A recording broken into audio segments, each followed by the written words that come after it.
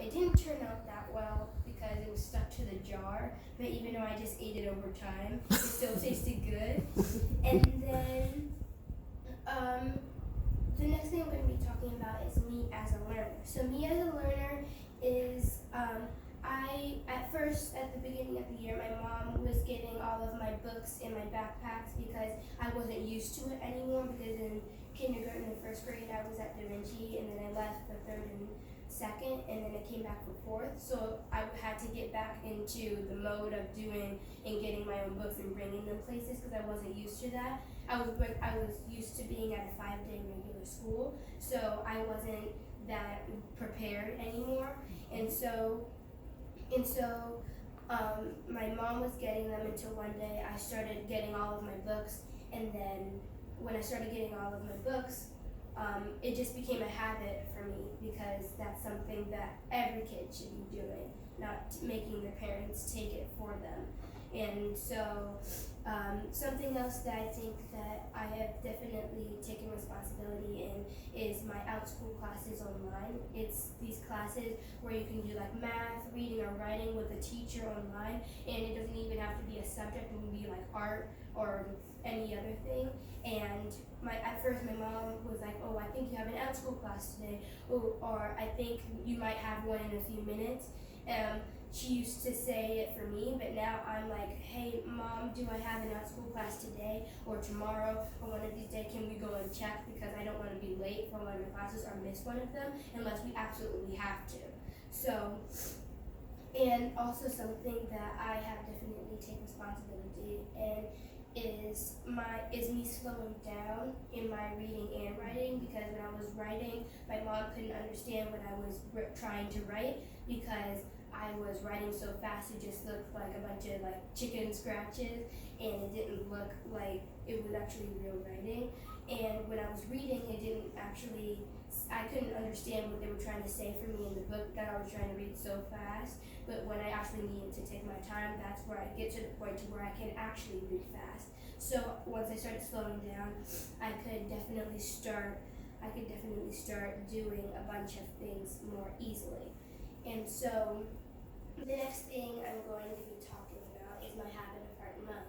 My habit of heart and mind is flexibility, because whenever I'm in class, if someone and I'm just like one-on-one with someone and we're just in a group together and it's just a team effort, I'll do their idea instead of mine, because maybe their idea is better than mine, and maybe since I've already done this one, maybe I want to try to do something different for a change.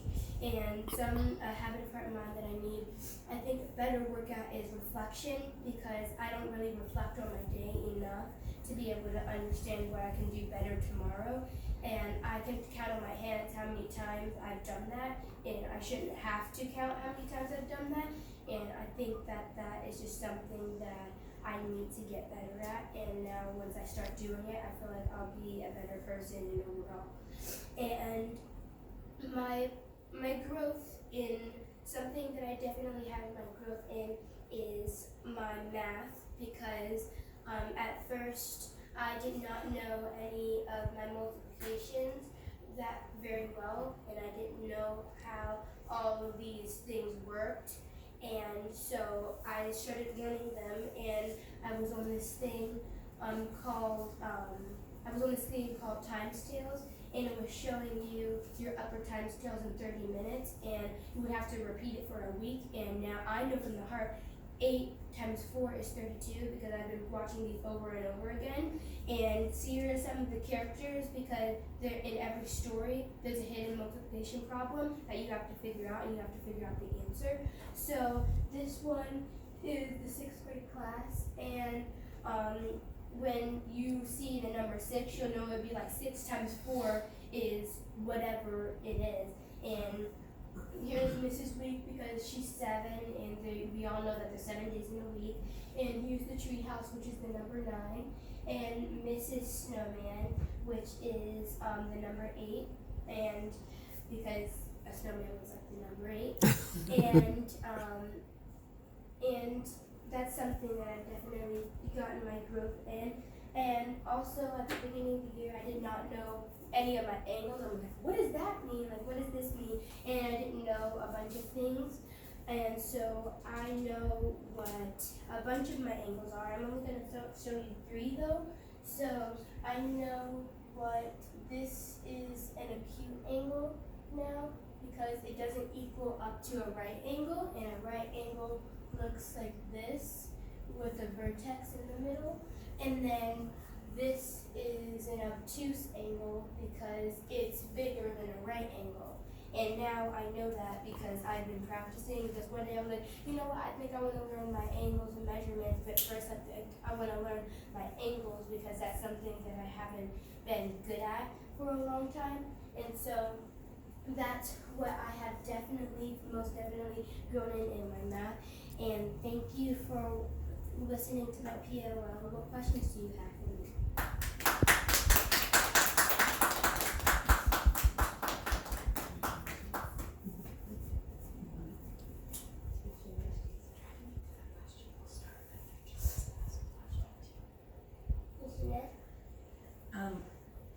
Can we look at the pictures of the candy cane thing again?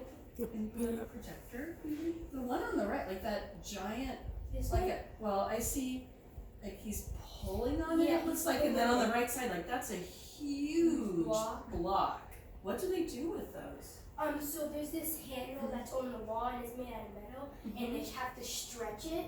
And they have to stretch it really good so it'll turn out to be like that thin, and they cut it into, they have this hot metal thing like a saw, and they push down on it and make it into like thin layers, and they make it like thousands of them just out of this one block, and they have to be able to mix it together. And I think that is actually an interesting field trip to do for homeschooling, because I also took my Nana and my little cousin Shekinah, and she's 5, and I think that they all really enjoyed it. And I think that it was just something really cool to be able to do. And you can bend it into whatever you want when they give it to you. It turns out like a stick. You would think that they would just like do something with it, put it in a machine, but it's all handmade. And they don't do anything in a machine. And all they have to do is, when he's stretching it so it'll be thin, but they can't stretch it too much to where it'll break, or else they can't add the other one inside of it. When you feel it, is it soft and then it gets hard after? After like 1 minute, it gets hard. So you have to bend it really fast and do whatever you want because it'll get hard. Like I ate it in the car because it was hard, and it was kind of nice to taste for freshly baked candy cane, so it was really cool. But you can like squish it down, whatever you want to do. But I would suggest bending it into something. Yeah. But it's a really cool place to go to do stuff like that. So yeah. What other questions do you have? Yes, Mom? What was your favorite part about going to letterpress? Oh, well, my favorite part about going to letterpress was seeing the process of them putting the chocolate inside of the oven to cool it down. And it takes like 2 days for it just to cool down because it's been so hot, and it mixes around in this big pot, and it mixes around and around and around and around, and so it has to have time to get hard. And my most favorite part was because I got to go a tour behind the scenes, and my favorite part about it was probably tasting every single chocolate that they had. And I do not like white chocolate, but their white chocolate was delicious. And my mom doesn't even like white chocolate, like she does not like it at all. And like my family's not a big fan of white chocolate, but we ate it and it was so delicious. And I also think that's another place that you could go to have a field trip, because it's a very interesting place to go. You talked about thinking that you could do more reflection each day. How do you anticipate that will help you? What will happen? Because I think it'll help me a little bit more with not like getting upset easily, and looking back and saying like, what can I do better today? Not trying to do whatever I want to do. And I think it will just help me a little bit more on doing everything. And I think it'll help me focus a little bit more because knowing that I reflected before I go to bed, I think it'll help me a little bit more. Like last night I was reflecting, but I haven't done it enough. So it was very, it's just something that I need a little bit more work on. That's a great goal. Uh-huh.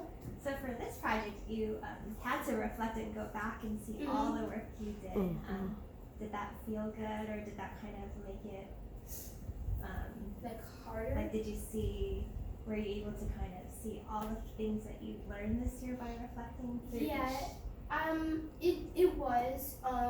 For me, it wasn't really hard for me to go back and see what I had done because I saved all of my work, and but I definitely think that it was a little bit hard to go back to the beginning of the year when I was all the way when I just turned 9, and now I'm 10, so it was a little bit harder for me to go back so long ago, and so it was just but for me it was when I remember one thing, I remember a whole lot more because it's like all inside of that one category, and then it just all spurts, it all bursts out, and so it was something really cool that I think that I definitely need to do more.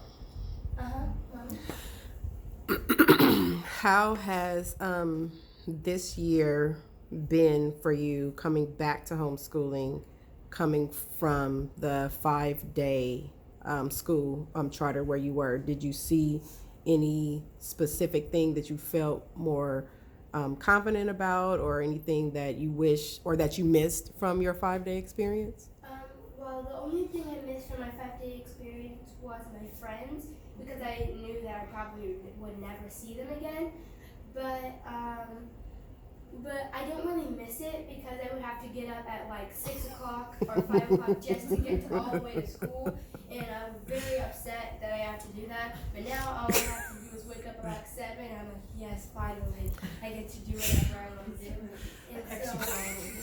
And so I don't really miss it because I think the thing is I needed more help from my mom than I needed from a teacher, really. And for me, it felt like I was just inside of a box all day. And the only one time I got to go outside was when I went to go play. And at the end of the day, I was just like, oh, now I have to go back inside of another box because I'm inside of another house. And so it was a very different experience. But I think I was just happy to come back to homeschooling after 2 years of really like learning nothing because it was so hard for me. So I think I really appreciated it. Thank you.